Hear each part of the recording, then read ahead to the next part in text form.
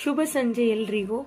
ಇವತ್ತು ನಮ್ಮ SS ಫುಡ್ಸಿಂದ ಯಾವ ಪ್ರಾಡಕ್ಟ್ ಬಗ್ಗೆ ಹೇಳೋದಕ್ಕೆ ಬಂದಿಲ್ಲ, ಬದಲಿಗೆ ಇದಕ್ಕೆ ಕಾರಣೀಕರ್ತರಾದ ರೈತರಿಗೆ ರೈತರ ದಿನಾಚರಣೆಯ ಶುಭಾಶಯಗಳನ್ನು ತಿಳಿಸೋದಕ್ಕೆ ಬಂದಿದ್ದೀನಿ.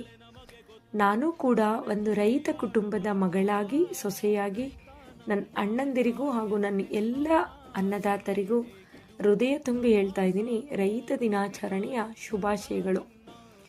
ನಾವು ಮಾಡುವ ಕೆಲಸಕ್ಕೆ ತಿಂಗಳಿಗೆ ಇಂತಿಷ್ಟು ಅಂತ ಸಂಬಳ ನಿಗದಿಯಾದ ನಂತರವೇ ನಾವು ಕೆಲಸ ಮಾಡೋದು.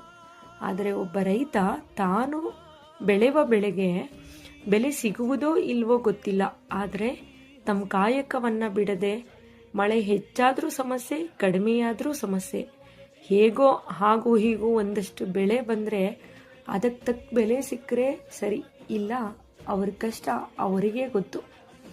ನಷ್ಟ ಆಯಿತು ಅಂತ ಕೂರದೆ ಮತ್ತೆ ಭೂಮಿ ತಾಯಿಯನ್ನು ನಂಬಿ ತಮ್ಮ ಕಾಯಕವ ಮುಂದುವರಿಸುವ ಹೃದಯವಂತರಿಗೆ ನನ್ನ ವಂದನೆಗಳು. ತಮ್ಮ ಜೀವನಕ್ಕೆ ಅಂತ ಮಾಡುವ ಅವರ ಕೆಲಸ ನಮ್ಮ ಹೊಟ್ಟೆ ತುಂಬಿಸೋದಂತೂ ಸತ್ಯ.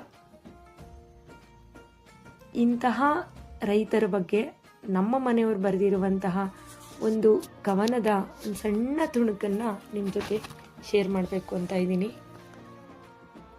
ಕೃಷಿ ಉತ್ತಿ ಬಿತ್ತಿ ಬೆಳೆಯೋ ಬರೀ ಬೆಳೆಯಲ್ಲ, ಜೀವಿತದ ಸಂಕೇತ.